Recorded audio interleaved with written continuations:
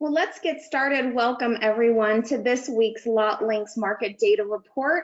I'm Jennifer Suzuki, President and Founder of eDealer Solutions. We're a digital and phone training company. Today, we have Len Short, one of the founders of LotLinx. He's the chairman and CEO. And I'm curious, Len, what is your background? What was the passion for starting this company? Yeah, so Jennifer, back a long time ago, 10 years ago, we were looking at essentially retail search, and where it was succeeding and how the internet was changing that. And we saw the largest category where things were changing the slowest.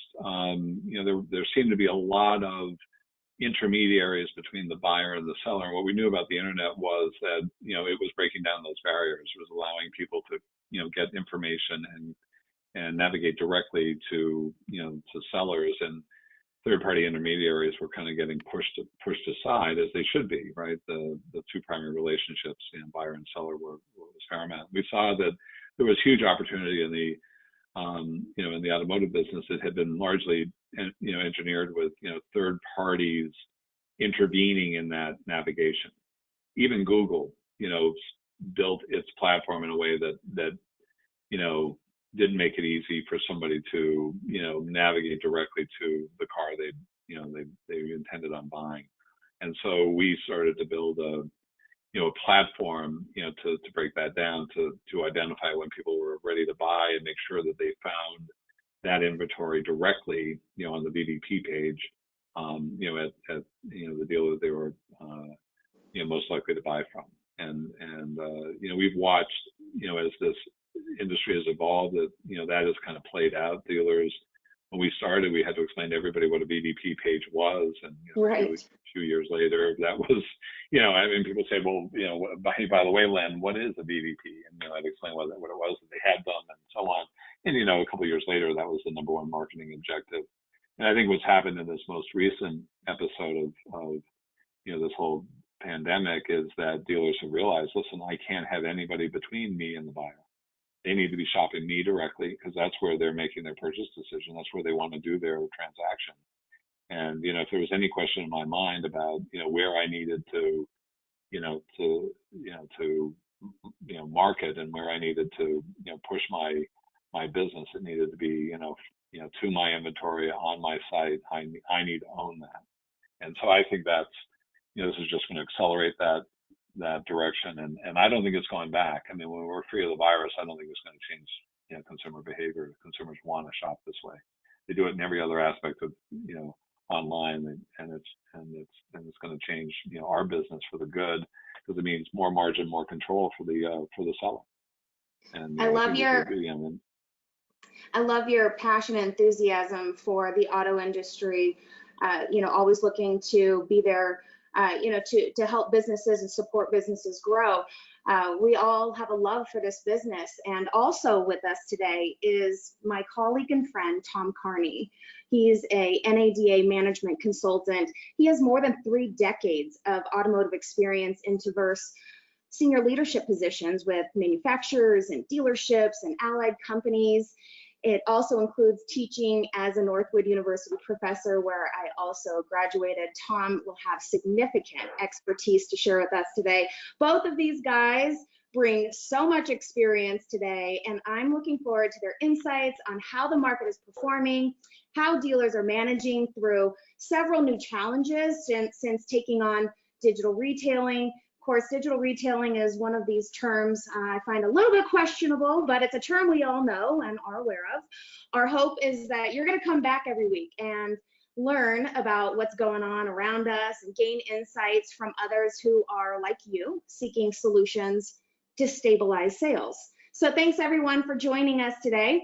Now, most markets continue to improve, ending the week up versus pre-COVID sales pace, but still trailing seasonally adjusted year-over-year sales volumes. National overall volumes ended the week up 7.9%. New car sales ended in positive territory, outpacing the pre-COVID pace by 7.1%. Used cars, they continue to shine, outpacing new sales and ending the week up 9%. Demand gaps continued to close, falling more closely in line with sales volumes. And this indicates some progress working through pent-up demand and settling into a more normalized market. Shopper volume fell slightly to negative 0.6% below those COVID levels. And shopper engagement remained the strongest trend, sustaining at a full 13.3% over pre-COVID levels. The consistent upward trend of sales metrics points to a genuine recovery. And over the next 60, 90 days, markets will settle into the new normal. We're going to gain a clear picture of the post-COVID seasonally adjusted annual rate. We entered this year predicting a 16.9 million SAR.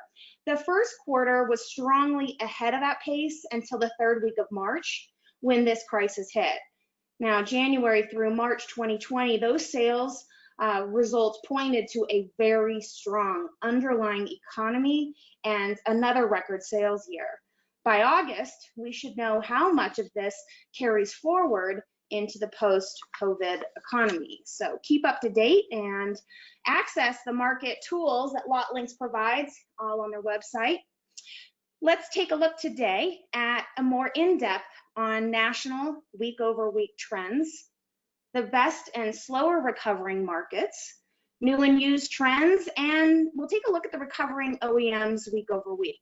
Then we'll ask Tom Carney, who's been working with the same 70 dealers across the country through his 20 groups, to find out how he sees the market trending and through the lens of his dealers. We want to hear the challenges his dealers are facing with DR and what changes from it will potentially forever change the landscape in dealership sales. We want to hear from you guys too, so be sure to text in your questions for any of us throughout the call, and we will answer all of those today. We'll end our time looking at a dealer inventory through the LotLinx technology, and I can certainly tell you that this is a dealer competitive advantage. It is the VVO Insights, and again, we'll take a look at some questions that you guys might have for us along the way. Len Short is here today, and I'm wondering, Len, this is your data, this is your company, where's this stuff come from? And could you maybe share a little bit more details with us? Yeah, so we've spent a decade building a data infrastructure that allows us to look at real demand in the marketplace, and I'll explain a little bit about that, wired into literally everything online that has to do with automotive and taking signals from over 3 million sites that kind of show how consumers are interacting and engaging and so on, who's real, who's just kicking the tires, and so on. And then supply, market supply, we have the most complete set of data on exactly what inventory levels are, what's inbound, what sales paces, pricing information, competitive share moves, turn rates, aging rates of the inventory that's sitting on dealers' lots. And all of that allows us to match supply with demand. That's really essentially what our AI platform is built to do. If a dealer's holding, bloat on Silverados, they activate, our platform to actually, push incremental demand to that, that inventory that they're holding, and then move that inventory through their system. And that's what the system is designed to do. So we decided to open all that up because of this COVID crisis, just in the spirit of trying to give dealers a real-time view of what's actually happening in the market. There was a lot of noise in the media about how terrible things were. I would found myself looking at these COVID worldometer sites every hour, trying to track what was happening in terms of COVID cases. And I thought, dealers want to know, listen, exactly what is happening in terms of sales and demand in my market and for my brand. So that's why we opened up marketreports.lotlinx.com, so any dealer could go there and say, okay, what's really happening in my market, and how's that compare to how I'm doing? And we figured information will help them make better decisions about how to navigate through this crisis. So that's why we did it.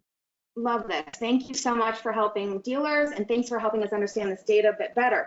Okay, so let's take a look at the national week-over-week trends for both new and used vehicles. And I'm going to lean on you, Len, as our data expert. Please jump in here again and explain what we are seeing on our screens. What do these numbers mean? What is that black line?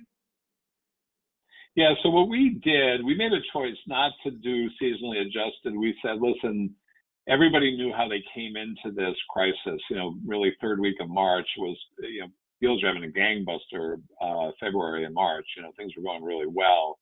So we pegged that sales pace. That's the black line. So that's kind of what we were selling going into this. Now remember, that's the first quarter, so seasonally adjusted, that's down. But we thought, well, let's mark this all on what it takes us to get back to that pace, and then we'll add the seasonal adjusted numbers. And what we can see is we had a very strong downturn. It kind of bottomed out at the beginning of April, but then surprisingly to me, frankly, we've had a very consistent recovery back to that, that late March, late February, early March sales pace. And right now we're running, above that sales pace, still down about 20% versus seasonally adjusted numbers. So if you're all looking at your year ago numbers, you're probably seeing yourself down. If you're average, and then nobody's average, so it's all over the place. But the average is, we're off by about 20% versus this time last year. Remember, last year was a very strong sales year, 17.4 million SAR. So we're doing pretty well last year. But the good news is we're ahead of where we were when this all hit. Both the new and used. That's the blue line. So if you go to the site, you can kind of see, day by day how it played out. And if you scroll back a little bit, you can see that nice steady recovery through April. That meant that dealers and customers were figuring out how to do business in this new normal, and they got back to that sales pace. The orange line is the real number of buyers in the market. There are millions and millions of people out there, clicking on car sites, but there's a big difference between, who's clicking and who's actually moving toward a purchase. And our system is designed to determine that. So that's the real number of buyers. And you can see there was a big gap between the sales and the number of buyers. Those lines should be running in tandem, and they're starting to do that now. That meant that there was a lot of pent-up demand. People want to buy cars, but they couldn't follow through with a purchase. And then the green line is the most interesting to me, and that is all the intent signals that they're sending that says how intent they are on the purchase, and that has been running the highest. And I think what's going on here is that consumers have moved more of their buying process online, and that means they're sending more of those intent signals as they shop, because they intend to make more of that decision online than, hey, the old days where they'd identify a car and then go down to the dealer lot and do the rest down there. So I think that that's going to continue that's going to be kind of a structural shift as people continue to move more of their purchase process online. And, I know that dealers are responding to that nicely, and I think it's going to lead to better relationships, better interactions, and frankly, better margins in the long haul here as we settle into that new reality. But that remains very strong. And the question is, how much of our current sales pace is pent-up demand? People who over the past, 6 weeks have wanted to buy a car and are now just able to follow through with that purchase. And does it settle back down, or what does it do? So we're seeing a lot of shopper engagement still. We're seeing the sales volume up for new cars. Let's have a look at used cars, which, for our audience listening, just a few weeks ago was down 25%. Take a look at this scroll here and what's happened over the last several weeks. I mean, we're actually looking at several months. We're into March right now. We're looking at March. Massive dip here, coming back up. We're into about approaching May now. Okay. So you're seeing some of these lines come together. What does this say for used cars? You've got big jumps going. Yeah, a lot of, early on in this crisis, there was a lot of noise that, oh my God, used is falling apart. A lot of dealers shed their used inventory. They didn't want to carry it or floor plan it through this downturn. The auctions shut down and so on. And there was big concern about what was going to play out in the used car business. And as we all know, there's a lot of used inventory coming online with lease returns and so on. But the good news is that it's held up. It's outpaced new. And, so the used business is strong. And as dealers, there's a lot of inventory out there. So as dealers can, recapture that inventory, that's a good margin business, and it looks like it's going to continue to be a strong business going forward. So used has been, to some people, a bit of a surprise in all this, how strong that business has remained. Can I comment on that too? Yeah, sure, please. Yeah, that's an interesting point because across the country, when this first started, it's exactly what you said, Len.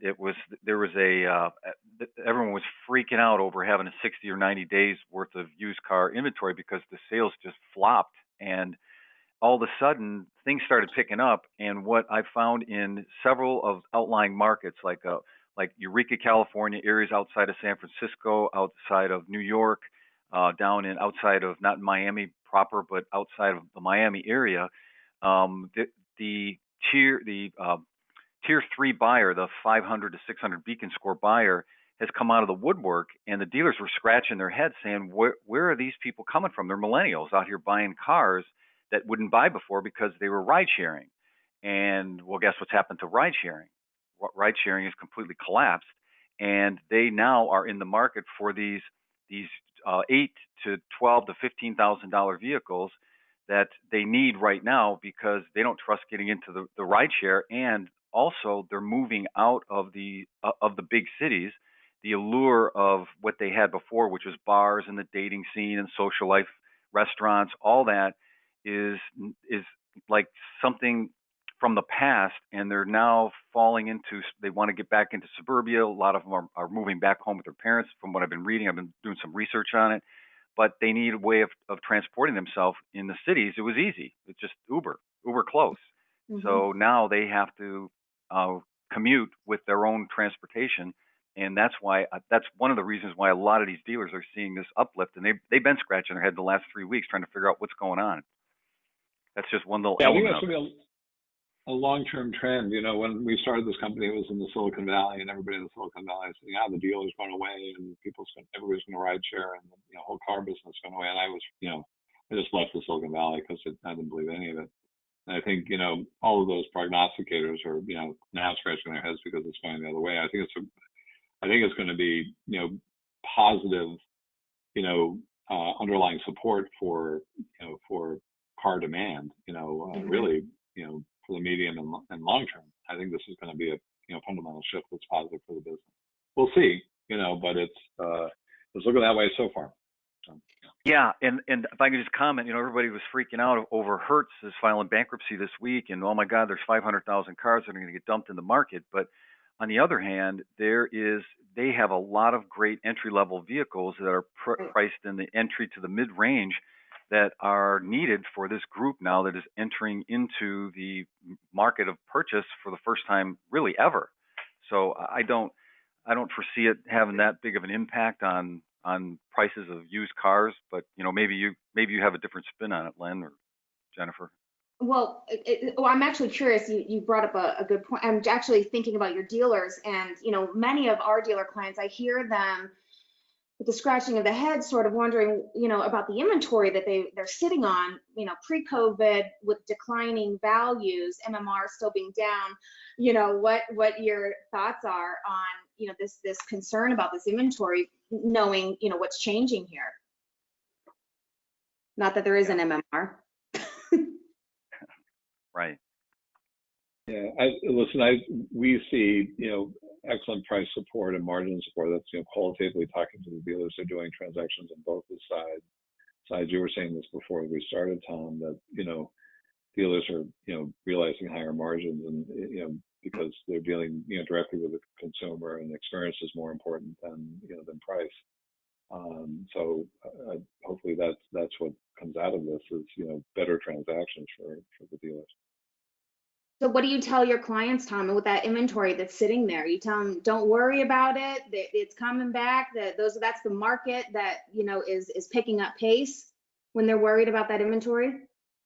So what they're seeing, obviously, the MMR is pretty useless because the all of the auctions are just getting back online. So they have to go literally by gut feel. And what I'm telling them is, you've got to do something that you haven't done probably in the last 5 or 10 years, which is you have to watch it every single day. You have to look at what's coming in on trade, what's happening with the neighbor dealers, what's happening with those in the 20 group, what's going on in your market, what are we paying for cars, and a lot of them have been doing that, and they've gone from panicking, pricing them $2,000 below what they bought them for 60 or 90 days ago, to the water is now out of them, and now they're seeing that the margins are, as Len said, they're there, and they're not trying to liquidate their used cars just on panic, but they're Mm-hmm. they're changing their whole process of keeping the cars fresh and making sure that they're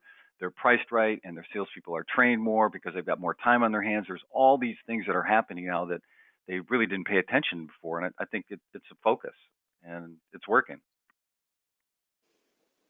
Great. Well, thank you for that. So before we move into our best performing markets and also those markets that are slower to recover, um, you know, Len, do you think we have inventory issues? Yeah, we've been looking into that. We shared some data internally with our team and with our dealers. I think there's been a lot of concern about that. I mean, hey, the sales pace is better than I thought it was going to be, and now I'm worried, am I going to have the inventory? Should I let this stuff go? And Right. so dealers are holding better margin on stuff. And I think the reality is inventory levels are strong, and we're going to start seeing trucks rolling maybe this weekend with new stuff. And Yes. we're going to work through that, that concern. We looked, we took a deep dive on the domestics and what was really, holding on lots, and they're good. And so any given dealer can find himself, in a squeeze, but in terms of the actual inventory levels and what's going to be coming out of the factories, I mean, I think they're going to start seeing trucks arriving next week. Yes. So, so I think this is going to blow over pretty quickly. Okay. Is my point of view. Great. Thanks. So tell us what we see on the screens here. This is all very interesting. We're looking at the better performing markets. What are we looking at? Yeah, and what it says to you, if you look at it, there are a lot of upstate New York markets here: Albany, Rochester, right, Binghamton. That means Watertown.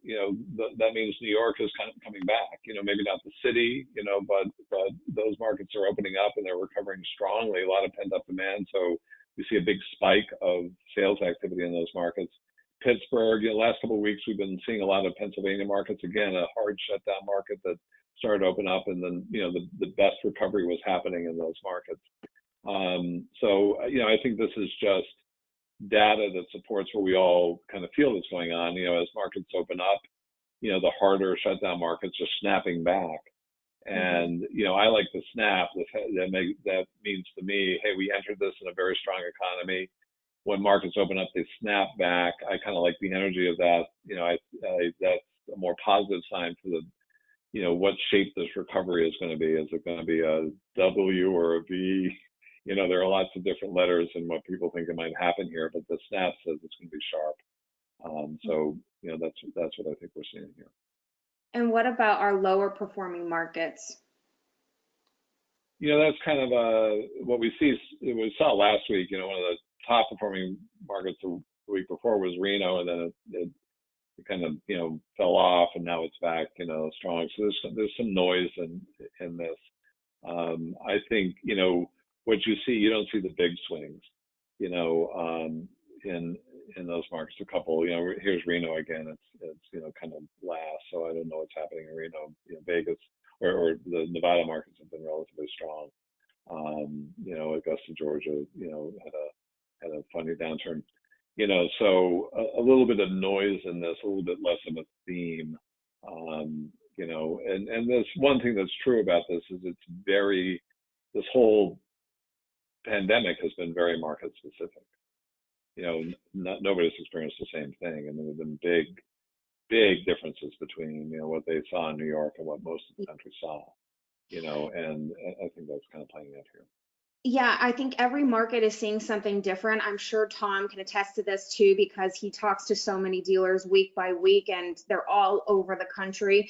In my opinion, now, I work in dealerships. I do a lot of sales training. I've been out there for the last 3 weeks, and I can tell you the dealership culture is changing because of quote unquote, digital retailing. I do think that this has made a big impact for many of those hardest hit markets. It's certainly helping to improve processes and culture, which is also helping with some of this recovery, in my opinion. But we're seeing that it's not as easy for dealers to navigate and get this down. I've been sort of watching from, the seats on the sidelines, watching our clients really struggle hard with this. And I feel like, outside of those hardest hit states, I get the sense that some dealers are getting tired. They're breaking down with this DR thing. They don't want to fight this fight anymore. I continue to encourage our clients, you got to continue this battle. It's painful to watch. I know it's painful to go through. There's just so many new challenges. I want to get Tom's opinion on this. And as I've come to understand, this is part of the process. No one's an expert on any of this right now, and we just have to keep trying. You can't deny what customers want. This is what they've wanted forever. I mean, forget about COVID. Customers told us they wanted an easier experience all along. They just didn't, we just didn't respond, quickly enough. And now dealers are forced into this digital retailing. So I'm noticing that many dealers are definitely paying close attention to this. They're reacting, they're navigating, they're modifying, they're managing this pain. Tom, what's your take? What are your dealers doing about this? They are exactly what you said. It's on both ends of the scale. Some are very frustrated with it, and they want to know on these calls who's having success. And I want to coin the way Len describes LotLinx, which is direct relationship between the buyer and the seller. Yes. This is something that's really new to them. And how do we do something as simple as deliver a vehicle that's an hour and a half away to one of our valued new car customers? Mm-hmm. And the pitfalls that happen because there's no process. And on the last 3 calls I had last week, I purposely asked that question: who's got a process for home delivery? And it was cricket. And the one group that came in said, hey, listen, yesterday we had 2 of our salespeople in, no offense to Michigan, but we had 2 of our top sales guys drive a car out to the customer's house.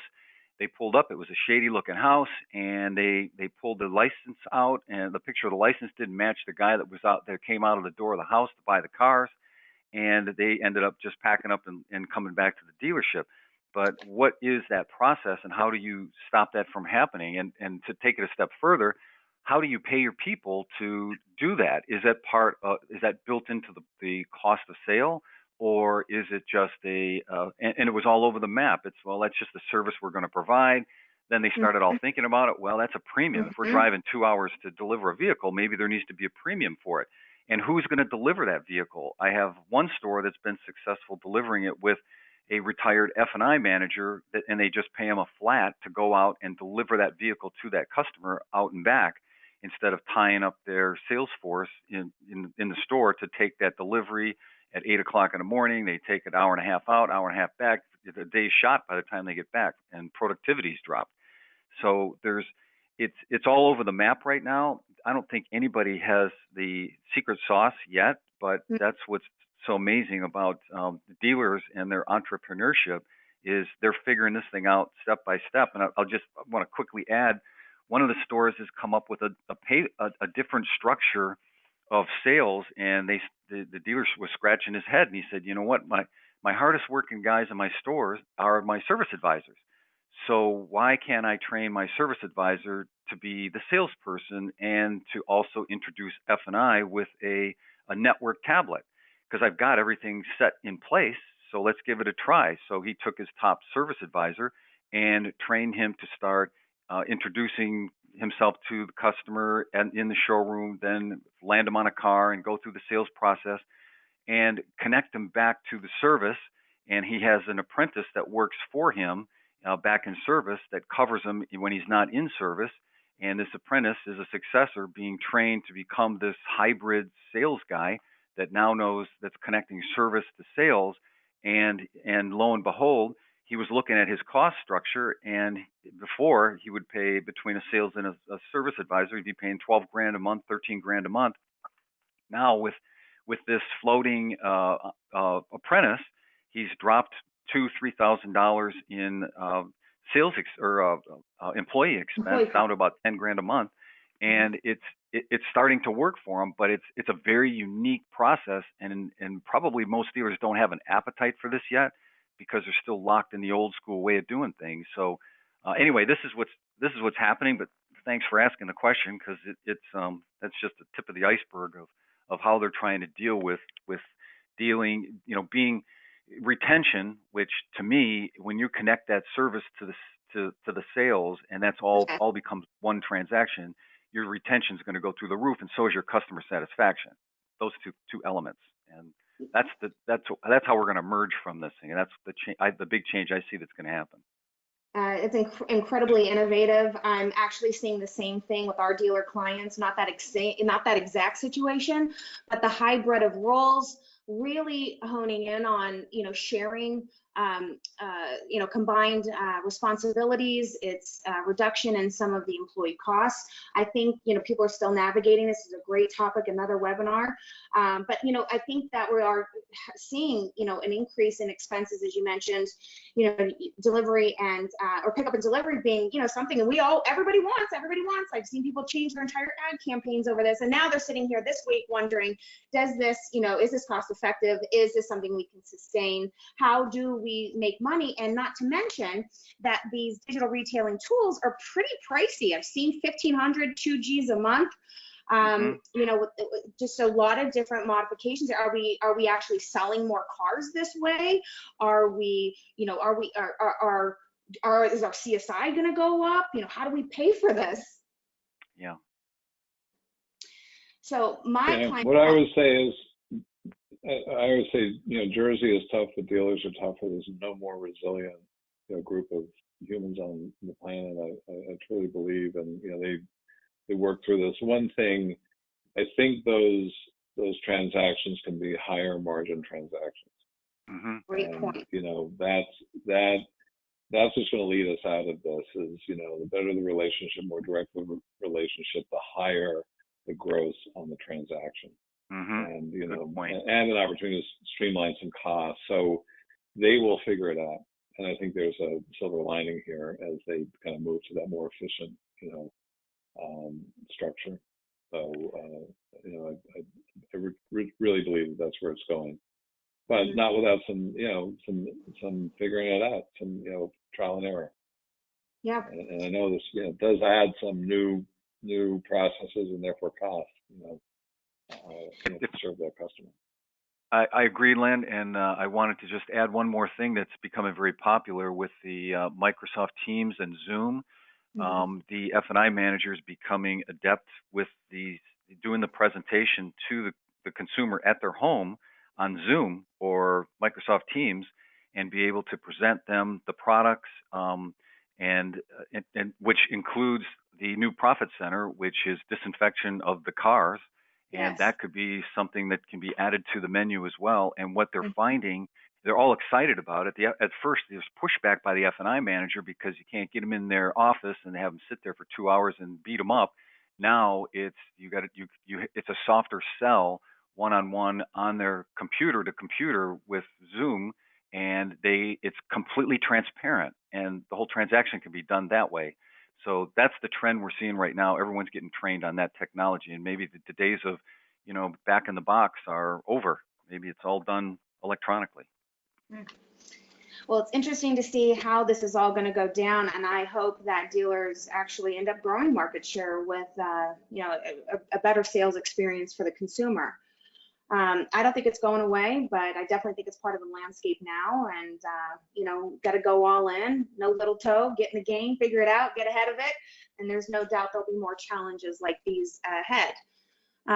We've got another slide here, and this is about our manufacturers recovering. Len, do you want to just share a little insight on this? Yeah, so we're seeing some nice increases in engagement again, and I think that's an indicator of this change in consumer behavior. The signals that we would pick up that said somebody's going to show up at the lot and buy, are getting stronger because they're showing up online and buying, and you can see some of the it's always interesting the difference of the online profile of buyer. Different brand buyers behave differently. We've always seen Volvo. We don't have BMW here, but Subaru, Volvo, and BMW buyers, far more online engaged, right, over the past decade than some other brands. I think that's going to, continue. But look at the domestics here. They're moving in that same sort of positive trend, coming from a lower baseline, but positive trend of engagement. So, I think, we're, as I mentioned before, we're down about 20% in car sales year over year. If rough math, that takes us to about a 13.8 SAR. If you take out the big hit that fleet volumes have taken, the retail SAR is really what we're focused on, and that's equivalent to what 13.8. So not what some of the Chicken Little crowd was saying, oh my God, we're going back to 2008, 2009. Not at all. And the question is, how does that grow from here? And all the signals are that it grows from here, that it actually improves. I don't know. Again, I that's an opinion. I want to underscore that, but a lot of the data is lining up to see a positive trend there, and so hopefully we come through at a reset that's a good solid business, as we work through this. Yeah, and Can I just pass just an anecdote over to Len on that? From the week-to-week conference calls that I have, it's I've had multiple times dealers saying that in particular states like Michigan or even in Pennsylvania, which was kind of draconian, and where they could have someone on the staff in the showroom, but the doors had to be locked. No one could come into the showroom to buy a car. And they literally would have people on the lot on Saturdays pounding on the doors saying, we want to buy a car. What do we have to do to buy a car today?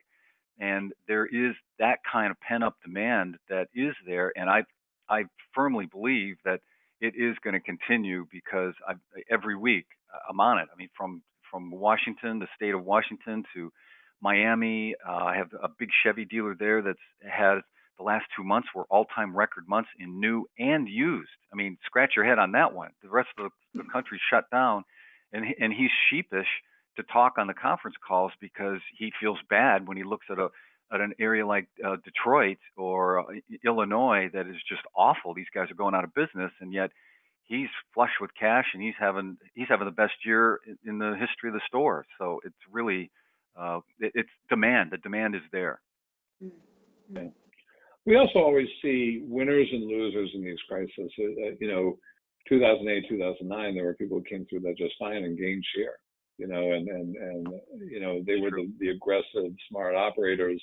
So that's what I mean when I say there's never an average. They're the guys who are really succeeding because they've figured it out, and then they're the ones who are far below average because somebody else is stealing their lunch.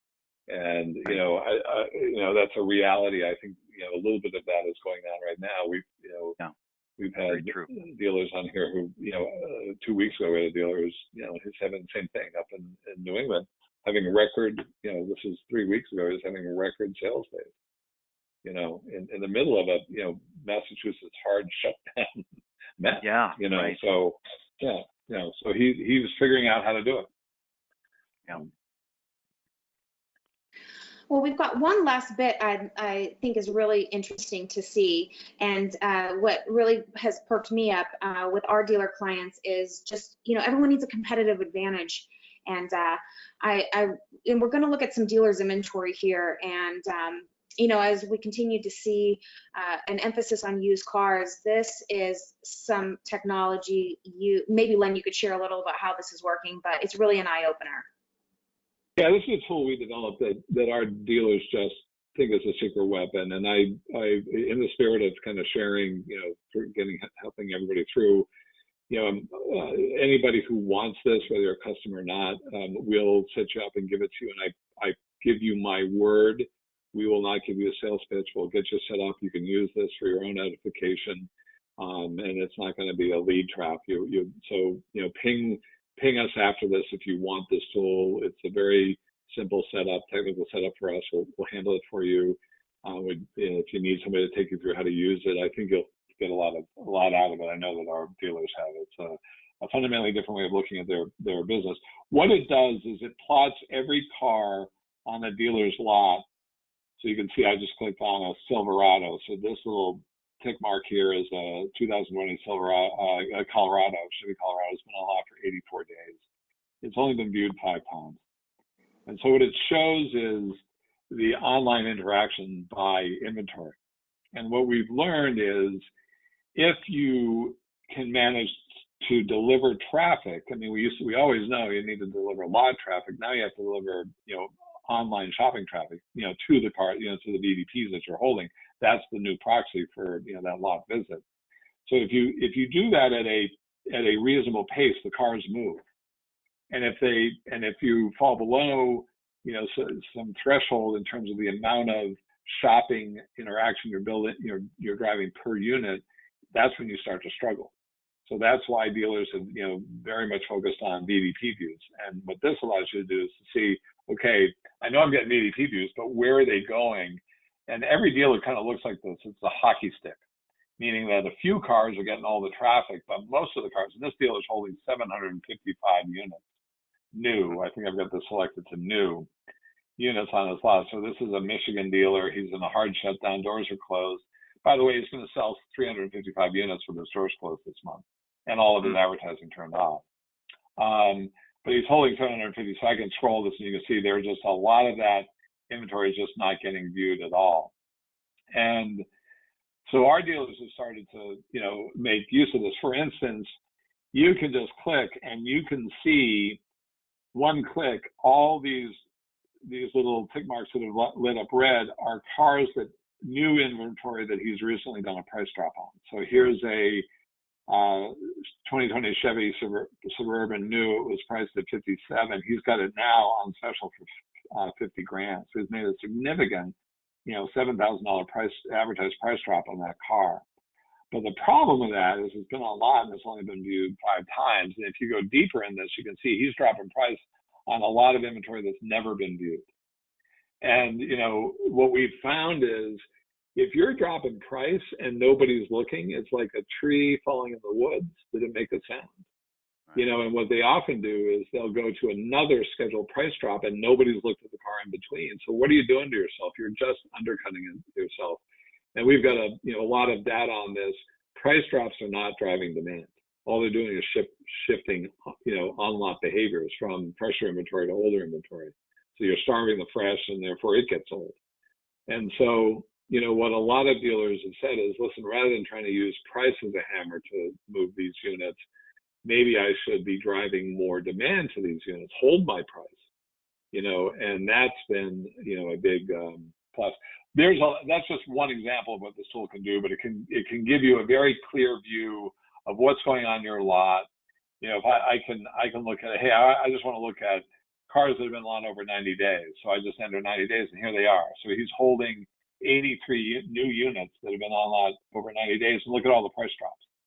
And he's dropping deeply, so this, and so it allows them to start to build what we call inventory strategies. Not just I'm going to promote my dealership or I'm going to promote my specials and, it's going to spray it out there and see who shows up, but I'm going to start activating, specific inventory strategies and running specific campaigns down to the VIN level. Because I'm just going to start to identify what needs help, and I'm going to focus my attention on those specific units, or that inventory strategy that's going to get me to my stair step, or get me to, to the composition of new and used that I need, or move my used car average days on lot down into, the right zone, move it down, under 45 or 30 days. I can start to chop up my inventory and execute specific strategies for that. So anyway, that's what the tool does. There's a whole bunch of stuff to it. I guarantee you, if I had a nickel for every dealer who, once they get it, just finds it very easy and gives them a whole new perspective on what they're holding and what their inventory challenges are. I think if if this sounds interesting to you, we'll set it up for you. You can play with it. I think it's gonna give you a whole new perspective on where you need to spend your money. And I think right now efficiency is the game. Dealers need to make very smart decisions about if they're going to spend money promoting, exactly what's really working for them. And they're going to make a lot of smart trade-off decisions to navigate through this. And one thing that we've seen is the dealers who are out there, actively merchandising are the dealers who are winning. The ones who have kind of shut down everything, it's starting to catch up with them. So you've got to get in the game, and you've got to get in there smart. And one other thing it does is it allows you to look at even off-site shopping. So in this case, I just clicked Auto Trader, so it shows all of the interactions that have happened on Auto Trader on the dealer's inventory. So his goal is to get those interactions onto his site, not a third-party site, but you can start to see where individual sources are helping or hurting you. Is my SEM actually supporting my price drop inventory? Nothing wrong with my SEM strategy, but I got to move those units. Does spending more in SEM make sense if those are the units I want to sell? And it allows you to start, getting some, real-time data on that. And, I think dealers will get a lot out of it if they want to try it. And I promise you, it's not a trap. We'll set you up, give it to you. It's, courtesy of us. And I think you'll probably get a lot out of it. Len, I've got hundreds of clients. So basically what you're saying is if I invited them to take advantage of this offer, they would load their own inventory and see their inventory, right? For free. And okay. For free, and they'll be able to, and the tool has a whole bunch of stuff. I'm just scratching the surface here, and it's relatively easy to use. If you use any kind of platform, it's not like I got to read a textbook. It's very intuitive, and you're going to get a lot out of it. And I wouldn't be on here wasting your time if I hadn't just had literally, dealers saying this has changed everything for me. I mean, this is my secret weapon. I knew it was going on, but I could never see it before. And now this lets me see what's truly happening on my lot, what's driving my sales, or where my problems are. And so I encourage you to take a look if you're so inclined. Yeah, why not? Everyone needs a competitive advantage and stay in the know. Well, thank you, Len. Your wealth of information. I just love the conversation. And Tom, I really appreciate you taking your time to share so many insights with us. Tom and I started teaching in the same class at the NADA Academy in 2013. He is so well respected in our industry, and I'm so appreciative of you taking your time to share with us today. This past week has proved so many gains and improvements, but we're still trailing seasonally adjusted year-over-year sales volume. So many factors to continue to keep a pulse on. Please, everyone, come back next week as we continue to bring on industry experienced speakers to continue these informative conversations. Thank you guys so much. I love your insights and conversation. And audience, thank you for joining us. I always say this, knowledge is power. It's data, it's people, it's process, which equals results. Stay informed.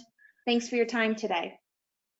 And Tom, it was an honor to have you here. Thank you for taking the time joining us today. I really, really appreciate it. Well, thank you very much. I'm humbled, and I appreciate you guys inviting me. It's been very insightful to me. Thank you, Len. Thanks, Jennifer.